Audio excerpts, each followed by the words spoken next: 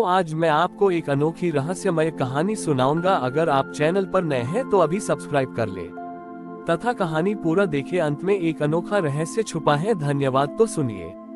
एक बार की बात है जब परशुराम जी ने पृथ्वी को क्षत्रियों से विहीन कर दिया था और वे अपने तप के शिखर पर थे। उनका बल और उनका संकल्प इतना प्रचंड था कि स्वयं देवता भी उनके सामने झुकते थे। परशुराम को अपने अद्वितीय त्याग, राज्य का परित्याग और शक्ति पर एक सूक्ष्म गर्व उत्पन्न हो गया था। उन्हें लगने लगा था कि बल ही सबसे बड़ा धर्म है। परशुराम के इस बढ़ते हुए गर्व को शांत करने के लिए भगवान विष्णु ने एक सरल वृद्ध ब्राह्मण का रूप धारण किया। यह ब्राह्मण बहुत ही कमजोर दिखते थे। उनके हाथ में एक टूटी हुई रस्सी थी और वह एक भारी लकड़ी का गट्ठर अपने कंधे पर उठाने का प्रयास कर रहे थे। वृद्ध ब्राह्मण परशुराम के आश्रम के रास्ते पर जानबूझकर बैठ गए। परशुराम जब अपनी तपस्या पूरी करके लौटे तो उन्होंने रास्ते में उस वृद्ध को संघर्ष करते देखा। परशुराम ने सोचा कि यह उनके बल प्रदर्शन का एक अवसर है। परशुराम ने गर्व से कहा, हे वृद्ध, आप इतना कष्ट क्यों कर रहे हैं? मेरा बल तीनों लोकों में प्रसिद्ध है। मैं क्षण भर में इस गट्ठर को आपके घर तक पहुंचा दूंगा। वृद्ध ब्राह्मण ने धीरे से सिर उठाया और परशुराम की ओर देखा। उनकी आंखों में कोई तेज नहीं था, पर एक गहरी मुस्कान थी।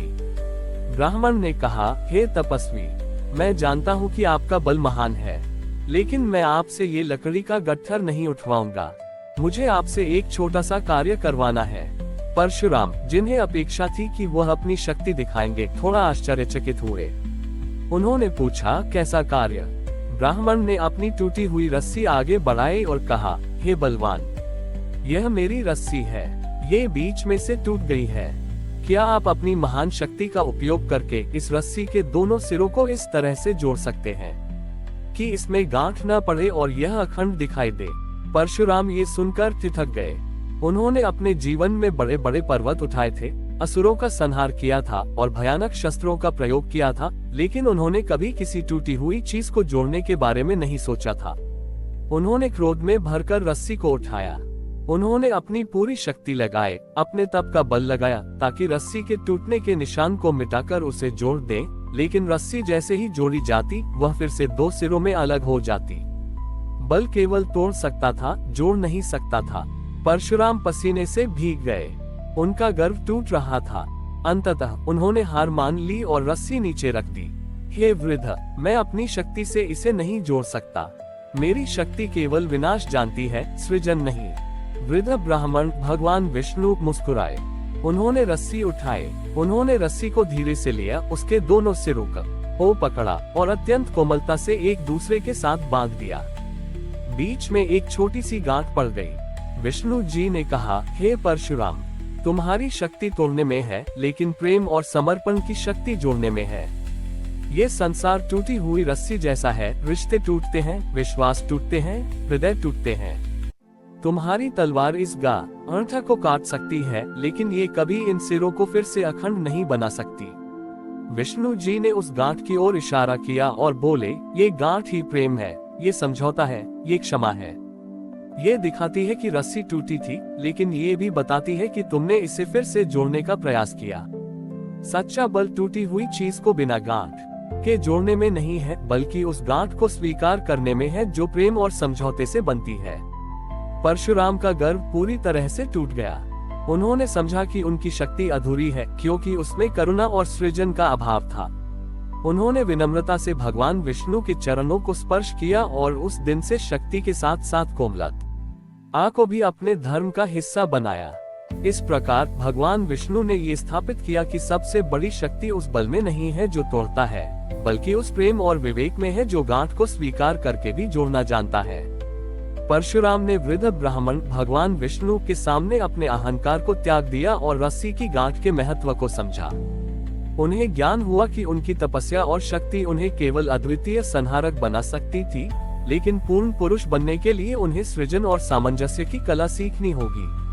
परशुराम ने हाथ जोड़कर कहा, हे दयानिधि, आपने मेरी आंखें खोल दी।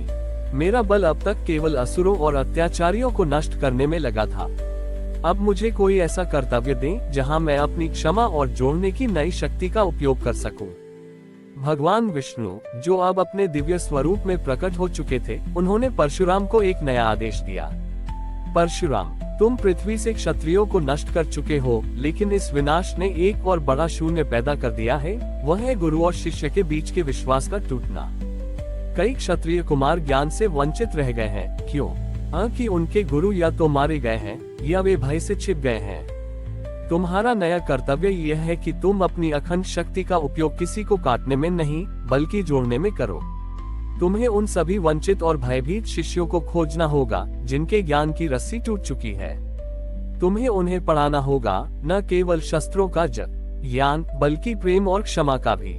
विष्णु जी ने परशुराम को एक और गूढ़ रहस्य बताया। तुम्हारी शक्ति कोमलता से कम नहीं होती, बल्कि बढ़ जाती है। जब तुम किसी शिष्य को ज्ञान दोगे तो तुम्हारी क्रोध की गांठ अपने आप खुल जाएगी। परशुराम ने आज्ञा मान ली। उन्होंने अपनी फरसे परशु को एक ओर रख दिया, जो अब तक विनाश का प्रतीक था, और उसके स्थान पर पुस्तकों का गट्ठर उठा लिया। परशुराम ने पूरे देश में यात्रा शुरू की। उन्होंने उन सभी क्षत्रिय राजकुमारों को खोजा जो छिपकर जी रहे थे। उन्होंने उन्हें बिना किसी शर्त के ज्ञान दिया।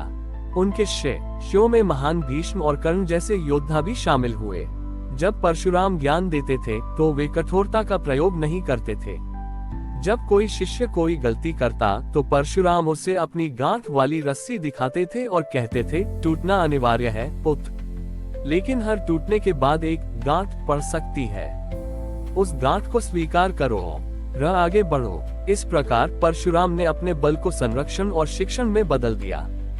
उनके शिष्य केवल योद्धा नहीं बने, बल्कि विवेकशील मनुष्य भी बने। परशुराम ने अंततः ये सिद्ध कर दिया कि ईश्वर का कार्य केवल नष्ट करना, संहार नहीं है, बल्कि नष्ट होने के बाद फिर से जोड़ना, पालन भी है। उनका जीवन एक गांठदार रस्सी का प्रतीक बन गया, जो टूटी थी पर प्रेम और ज्ञान के बल पर फिर से जुड़ गई थी। हमारी और भी आध्यात्मिक एवं अनोखी कहानियां देखने के लिए हमारे चैनल पर जाएं तथा धार्मिक एवं पौराणिक अनोखी कहानियां हमारे चैनल पर है। कृपया जाके देखें तथा हमारे चैनल को सब्सक्राइब करके रखें और वीडियो लाइक जरूर करें। धन्यवाद।